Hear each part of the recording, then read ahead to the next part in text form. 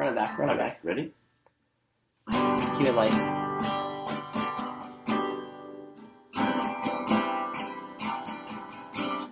There's so many out there, you just don't know. Which ones to watch and when to say no. That's why Ryan and Andrew watch so you don't have to.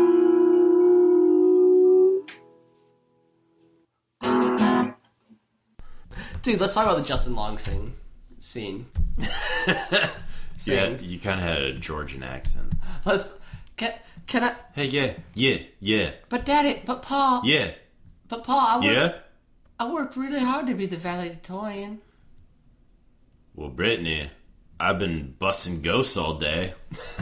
Oh, I know, Paul. You're one of them. I know you work hard as the Ghostbusters, but... Who you gonna call? You, Paul. Why you gotta be so hard on me, though?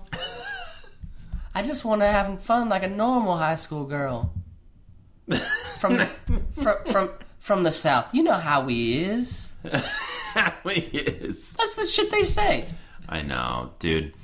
It was, They were reading the lines, I think, directly off the page.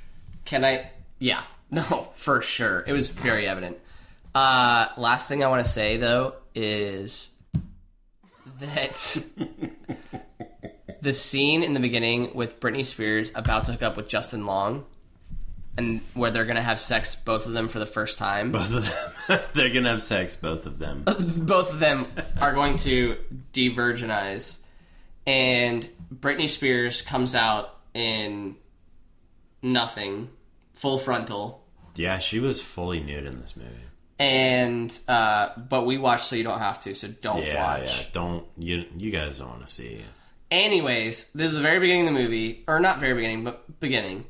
And she's about to have sex with Justin Long, which is surprising in its own right, even then and now. Gonna go out on a limb. Actually, I don't know. They call him Justin Long for a reason.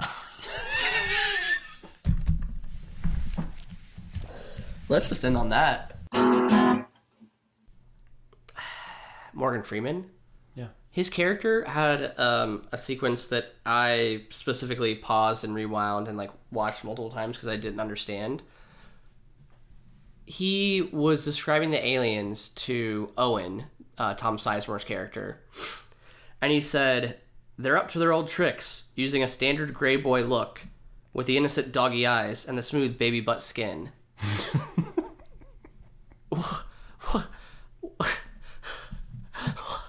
What the fuck? You just gotta let that one ride out for a bit. What the fuck? Can you read that one more time, actually? Yeah, he said, "They're up to their old tricks, using a standard gray boy look with the innocent doggy eyes and the smooth baby butt skin." No, they're... standard gray boy look, using their big doggy eyes. With the innocent doggy eyes and the smooth baby butt skin. He's running diagnostics on them and basically does a scan and then dubs them with a superhero name as he goes through. And then they emerge from the imagination station dressed in stupid, goofy outfits that fit their character. Yeah. Such characters as... We've got Brain Boy. Brain Boy, he's the ones with the smarts. And he shows up in a graduation outfit with a cap and gown. And a pad. He's constantly writing on his pad. They're like, "Hey kid, just look down and write on your pad the rest of the movie, This okay?" is what smart people do. They get high school diplomas. I don't know. They finish high school and they write things.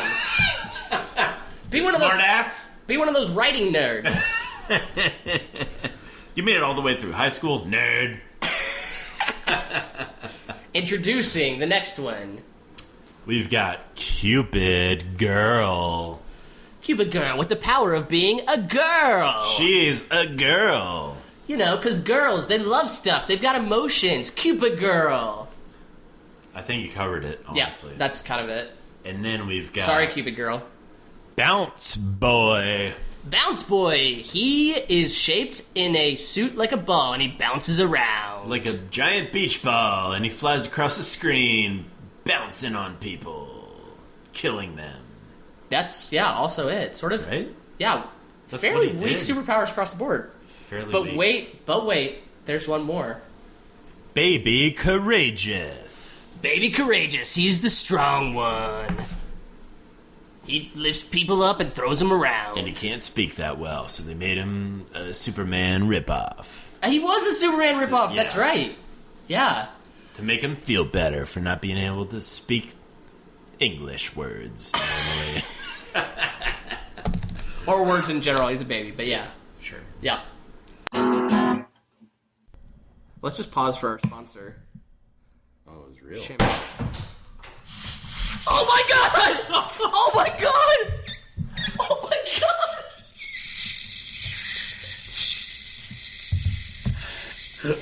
What the fuck, dude? It's true. Dude! Oh my god!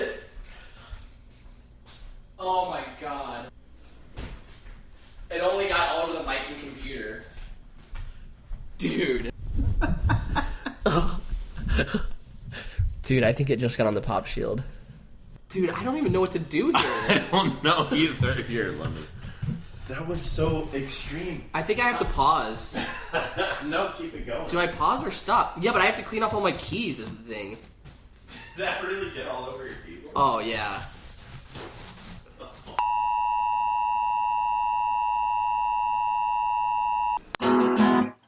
And that's where she meets the scientist. Baxter Stockman, yeah. So, I loved her technology of, like, hacking into his email with, like, her phone app that was, like, reading files, like, file errors, like, percent download complete. Like, all the technology was so silly. Everybody's devices, like, do you remember the GPS that was like, oh, Bebop and Rocksteady are boop, boop, boop, on the top floor? How would they know that? And, like, Donatello was like, oh, Krang's death drome is 96% complete. 7 minutes left. 7 minutes left. How was he able? It just flew in that evening, and he's already able from to another dimension. From another dimension, and he can read like a progress bar off of that. Yeah, when a ship from another dimension has torn a hole in space-time and is reassembling itself in your universe, there's no way you have a progress bar to know what percent. Yeah, so, I mean, I don't even know if she was in the cartoon at all, but she was, like, the newer, improved No, she wasn't in the Inspector cartoon. Gadget. You didn't watch She the cartoon. wasn't- You lied to me. You're saying that out of the 3 years that the cartoon aired, you know for a fact that Inspector Gadget 2... G2. Oh, you know what? They probably did that for the sequel. Yes, they did it for the sequel. No, but do you think she was... Why would they introduce her as a character? Because That they had show went nothing on for left after the That first one. show went on for 3 years, and they made one movie. They could have made another movie about another, like, No. sidekick Yeah, character. they could have done a lot of things, but they didn't, and that was they were grasping at Think straws. about like Batman, like they make a sequel or whatever, and they don't just invent new stuff. Like they didn't have Batman Squared or Batman 2. They have all these other characters, you know. Well, that's what she is. She's another character. And you're also like, wait, there's a lot happening. Yeah. There's like they're on the moon. Very much just a dive bar. There's no like. There's already dive bars on the moon. It's the year 2080, and they already have like dive bars. When do you think? moon. When do you think moon? I couldn't figure that out. When do you think moon colonization was established? Because that was never clear. So this is. They didn't really think about that. They didn't think about. Well, let's think about it for them. When do you think people landed on the moon to build a colony? In this scenario, Like, when will that happen? No. From now? No. In the movie, in the movie's universe, what? Yeah. When is right. that? Because I'm like 10 years. Because I'm wondering how quickly the year like 20 or something. So within 60 years now, the moon has devolved into just a wretched Like shithole. Detroit. Yeah, Detroit and Las Vegas. Like, Okay. combined. Wow. I haven't checked our metrics lately, but anyone in Detroit just signed off. Yeah. Well, our podcast isn't available there. So It really. yeah. Well, it's on the internet, so we'll talk. Internet doesn't work there anymore. You found another way to bring Detroit down. All right. Anyways. So you're the crazy. Okay. Hasn't you seen- walk up to me. You walk up. So you're the just to set the scene for all Sure. the listeners. you're the ice cream, you own an ice cream truck, and you're defending everyone against phoners, and you haven't slept in days, and you're armed. Mr. Sundays. Ray is your name. Ray. And I'm the sort of, what's her name? Natasha, I think. Is it Natasha? I made that up. Nice, I like it. And I'm Natasha, the, just hanging out in bars and meeting people. From Dallas. From Dallas. And you got big hair. Giant hair. Okay. And now, okay. I'm at the campsite and you walk up to me. Sure. Oh my, I'm so sick of walking in these here woods. I wish there was somebody to talk to. Oh. The president of the internet said you'd come. Who said that? The president of the internet said you'd come. Okay, well, who are you, though? I've been up for 6 days. Am I hearing things? Or is that a real person? It's a real person. My name's Natasha, and I'm from Dallas. Oh, Natasha, come join us at this campfire. You want an ice cream cone? No, I sure don't. I'm in a dress, and really I'm more dressed for a bar scene later in the movie than I am for this sort of woods get-together that I'm in now. You want some s'mores? Yeah, okay, I'll take some s'mores. Okay, have some s'mores. What were you saying about the whole president of the internet business? Listen, the world's ending, and I need your help.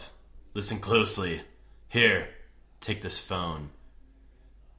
Dial this number when the time is right. Don't ask any questions. But when you're on your last trip, you'll know.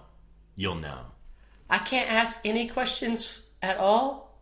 None. You'll fucking know, okay? Okay. Can I say that you're giving me a phoner right now? Why don't you follow me into the woods? I want to show you something.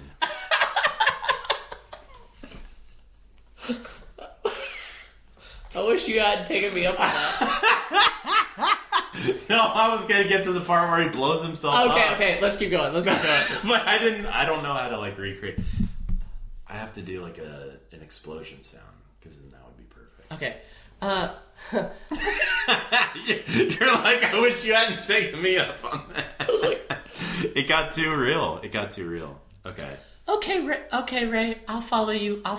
Where are you going? I'm just going here. It's over here by the creek. Just follow me a little bit longer, okay? Hey, how's that ice cream cone? I thought I said no to the ice cream cone earlier. Here, I got one in my back pocket. Huh. Oh, that's pretty good. What kind is it? It's vanilla with a little bit of chocolate. Because it came from my back pocket. Oh, what? Okay. Hey, Natasha, it's just a little bit further. It's just past this bend. Hey, Natasha, I gotta tell you something. You know, the world's gonna end soon, and I hope you put that phone to good use, but for right now, I gotta kill myself.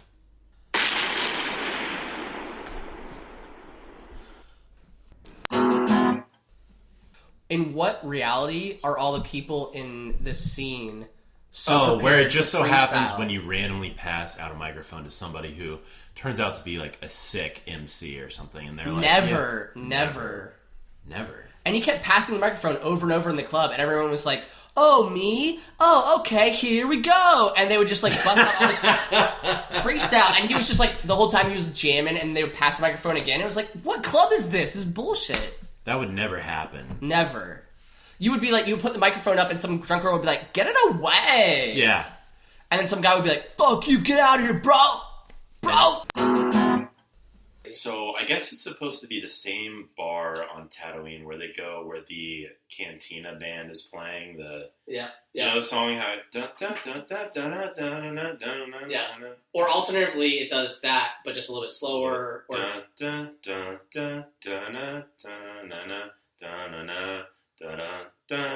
their other hit is that but a little bit faster. Nailed it. And so the British guy shows up, and all of a sudden everybody's like, who's that guy?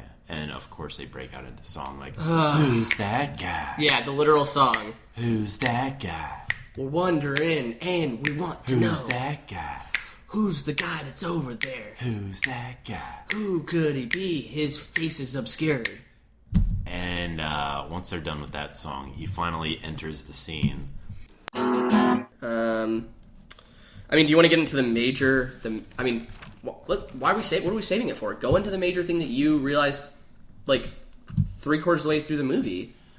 Dude, I realized as I was watching this movie, I was like, I've seen this movie before. So as Fred was getting introduced to Wilma's, like, ultra-rich family and all the situations they were getting into, and, like, sitting down at the dinner, and, like, when he was trying to give a toast and everyone was cringing. And they're clowning on him a little bit. Yeah. They're making fun of him. him. And then there's, like, the wealthy boyfriend who's trying to, like, impress, like, the rich family. Titanic.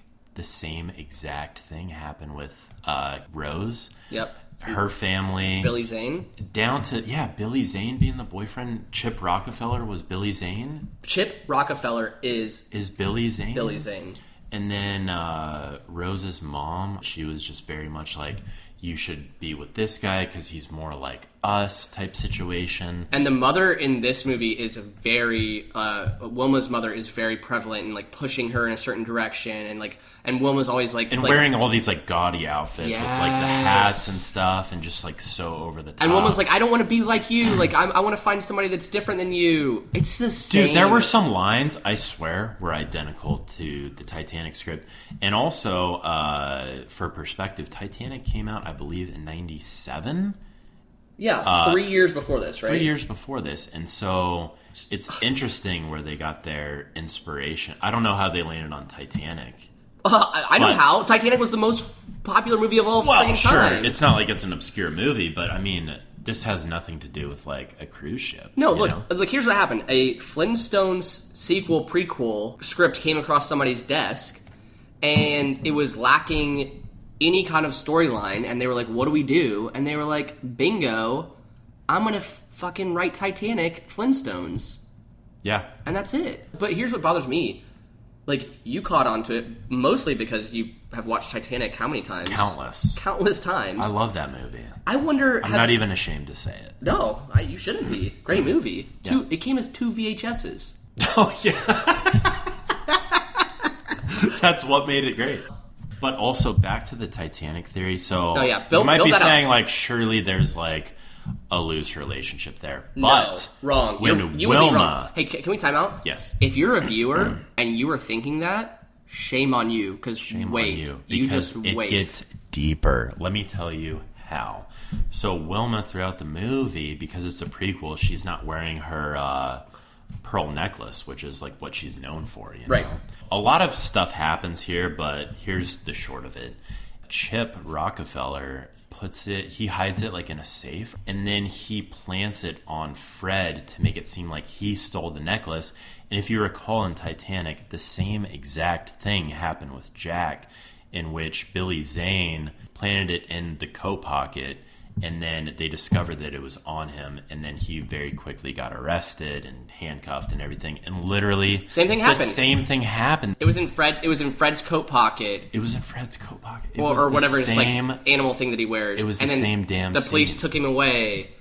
I mean, that right there, between the rich family, the rich boyfriend, like, that kind of stuff is, like, common tropes in all kinds of, like, writing and movies or whatever. So it's like, okay, fine, like, they're borrowing, that's whatever. But then when it takes that, plus these other things you're talking about, and the necklace thing, and the safe, and then the frame up, it's like, no. Yeah. The 3 years after, hey, you know what, Flintstones 2, we are on to you. I see what you're doing. I caught on to your little game. I don't know if anyone knows about this, dude. I don't think so. And this is, I bet if Titanic knew about this, we should call Titanic. We haven't talked about his crazy voice. He gets his so this was the best part of the movie. He has his voice the whole time. It's the Nick Cage, like, suffering, like... No, it is not. Okay, do your like, best impression. It's his normal voice. You do it. You do the better impression. Stop attacking me and my family. The bank. Leave us alone. The money. There's no money. It's the bank. There's no money. It's his impression of, like... a 95-year-old man or something like. But dude, he in is freezing temperature. He is. I think that is the character they want him to play, and I think that every time he's not doing that voice is not like meant to be like prior to him getting roughed up. It's just like he changes in and out of the voice because he's just not.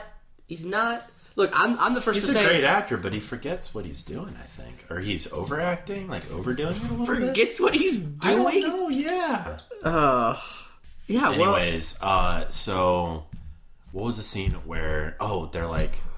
Let's talk about the lighter. We have the clip, because now I'm at the clip. We literally said nothing. Okay, to set this up...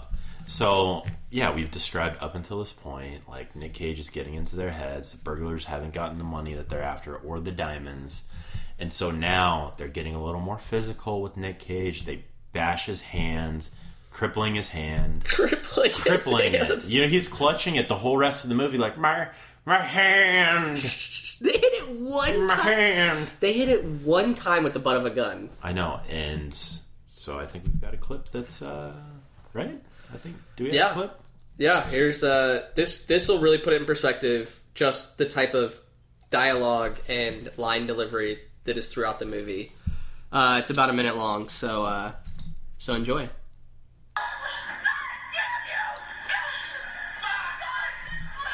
Wrong clip.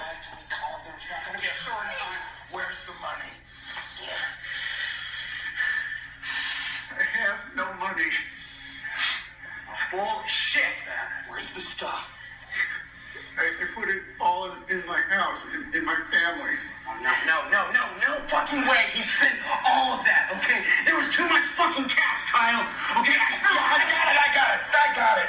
Where's the fucking money? There's no fucking money. Everything is mortgaged. It's all borrowed. We never owned this house. It owned us. We're broke. Oh, bullshit! Family business. I'm not family. Honey, they fired me, honey. They found someone who could do it cheaper. I was just trying to save something before the bank took it all. No, I saw you! Yeah, we saw you, asshole! For the bank took it out. It doesn't sound like Nick Cage at all. Why is he doing that with his voice? It's so hilarious, but it's so weird. The bank took it out. By the way, that's no money. That's every line in the movie. That's literally how he talks throughout the whole movie. So, I mean, definitely watch the movie if you're into that. If you found that hilarious, you might actually get a kick. No. So, to set this up, how do we meet? Well, we're at a bar Or a strip club. We're at a strip club. Why would Aubrey and Dakota be at a strip club? Because you just got done dancing. Yeah, I just got done dancing. You're chilling at the bar. Okay. Well, I'm there to play piano. Yeah. The piano at the strip club. Real classy joint. It's a... I play Hotline Bling on the piano. You play Juvenile, back that ass up on the piano.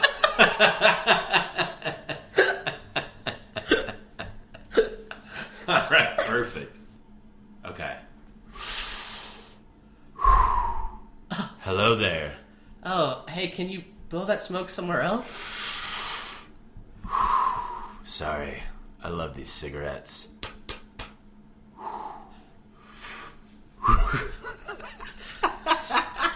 Well, I guess I'll just have to get used to the smoke. Do you think that maybe we could be twins? No. Wait, how did you lose your limbs? I felt like my hand was being cut off, so I cut it off myself.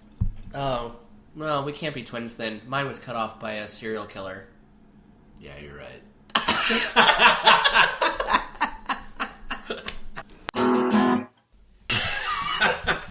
Let's go back to the intro.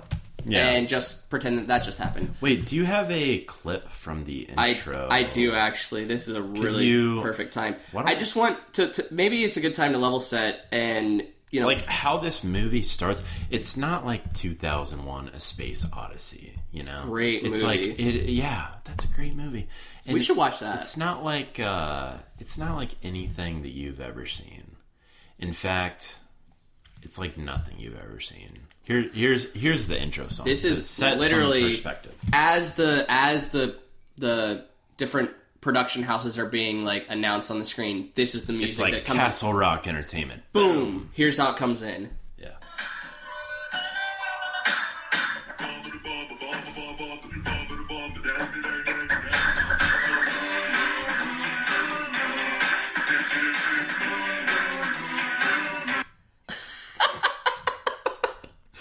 Which is like look, that's awesome. Great song, right? The what is that called? Doo-wop? Ball bang bang bang bing bong bing blue. Yeah. Like that's cool, but we're about to watch what I anticipated was a futuristic sci-fi space movie taking place on the moon. And you kick off with that, and then none of the rest of the movie holds to that theme, right? It doesn't, and that makes it seem that it's like it feels like a G-rated like Pixar sci-fi movie. With that type of song, Yeah, like there's gonna be animated, like everything. But instead, this movie's about a criminal who gets like super rapey, and it's like there's sex robots and stuff. Sex robots, French maids who bend over and like. Thongs and stuff, like showgirls. You should have been the thong song is what it should have been. Yeah. Cisco reference? Yeah. Is that guy... Is that... You're done.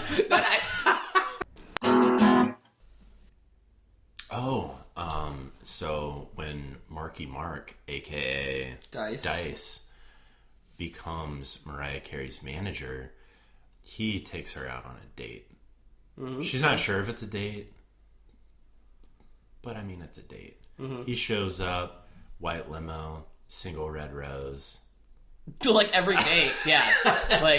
like hello, that's a date. So they have a very nice dinner. White limo. TGI Fridays. Yeah. He gets her the all-you-can-eat special, and then brings her back to his place. Mm-hmm. Very romantic gesture, and he says, "Hey, you want to come up to my place? 5 minutes." And she's like, no, I don't think so. I couldn't do that. And then he very aggressively says, "Oh, don't be paranoid. Come on, let's go. How about 3 minutes? That's all I need." I found it interesting that when it panned up, like when Kangaroo Jack awoke from being quote-unquote dead, he suddenly had a theme song which played throughout the movie at least 10 times. Every single time they showed the character, without fail. And it was a pretty familiar... It sounded pretty familiar. Actually, I have a clip. Should I play it? Go to the clip. Okay. This is actually from the movie.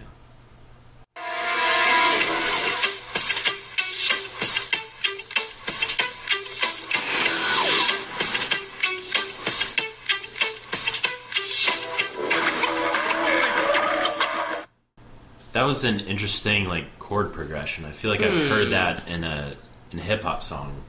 No, surely not. This is a PG movie. They wouldn't use a rap song. And they would have asked for permission, right? Sure.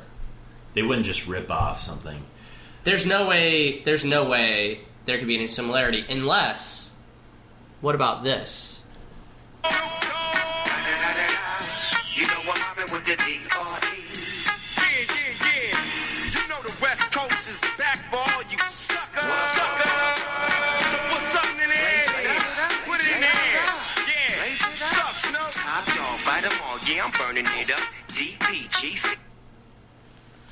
Totally different song. Yeah, no, they're not the same. Kangaroo Jack, it was like... Dun, dun, dun, dun, dun. Yeah. You know? Whereas the other one does what it normally does. Dun, dun, dun, dun, dun, dun, dun. Dun, dun, dun, dun, dun. Different song. I mean... This song from Kangaroo Jack was by Dr. Schmray. Was some Australian beats producer, some DJ, some Dr. G'day.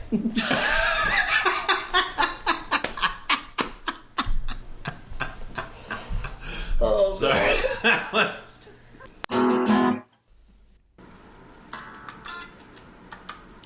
So imagine this.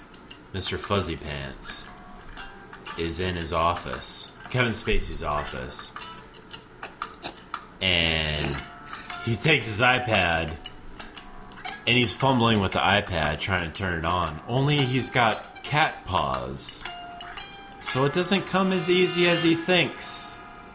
And he goes, ironically, I could use a mouse right now.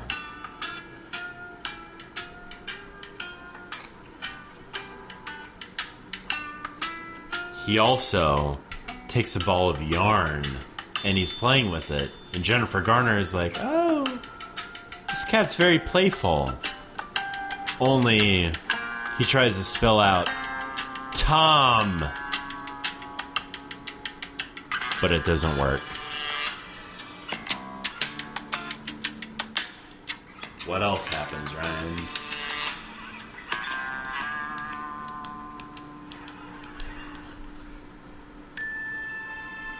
I think that's the moment when he finally decides to turn on the family that's kept him for this long. And he walks and takes his mark and then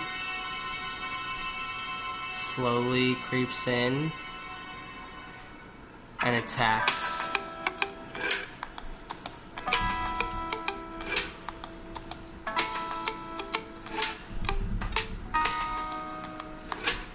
And that's not good. They wish he hadn't, but that's Mr. Fuzzy Pants for you. And after that, he goes out.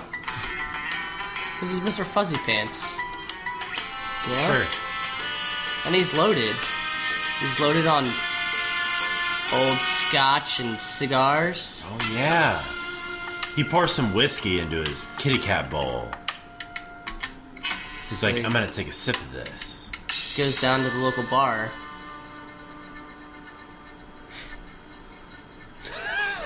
And that's where the song ends.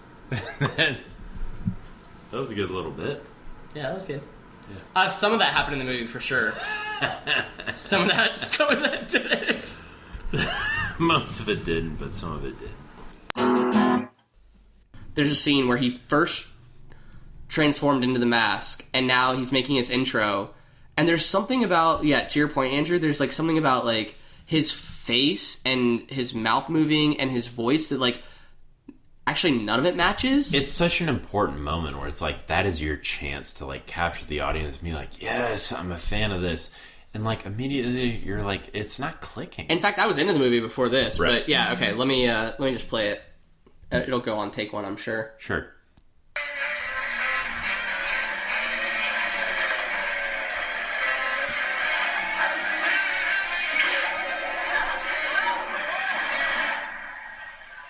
Don't you just love Halloween?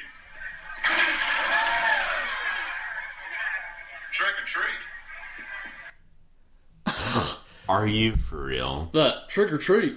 Trick or treat. Don't you just love Halloween? Trick or treat. Trick or treat. Trick or treat. It's like they asked. Not even close to Jamie Kennedy. Everyone knows what Jimmy.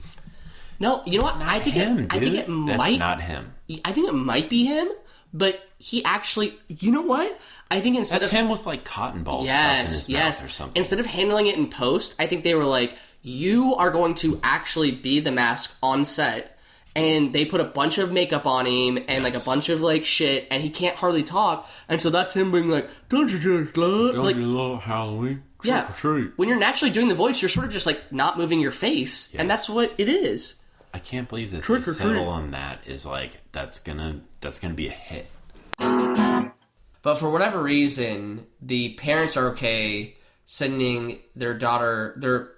How old is she? 8? 7?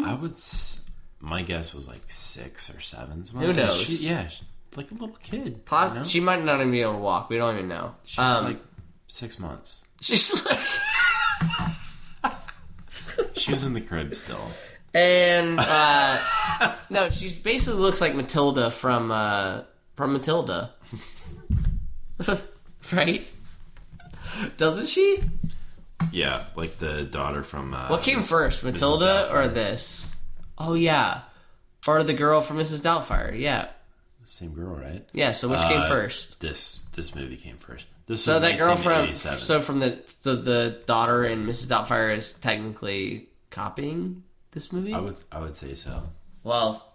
Without a doubt. Matilda was like 95 or something. This was 87, so... Yeah.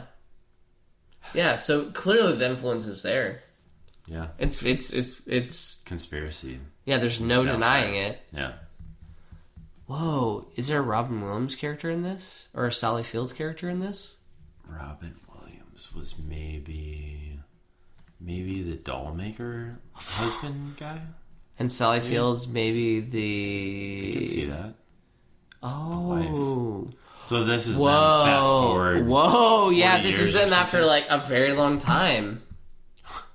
Who's Jack then? Because you know all the comedy and stuff, and they're like, let's make dolls, you know?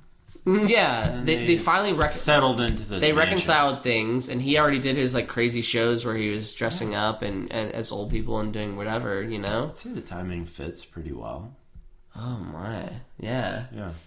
Well, no wonder they invited the girl in because it reminded her so much, or reminded them and so much. So hospitable because Mrs. Doubtfire being the nanny and all. Sure, it's in their blood. Yeah. Whoa. It's entirely possible. Yeah. The dolls murdering people, I can't really explain. I forgot about that part. Yeah. That's what? A huge... Okay, we should talk about that.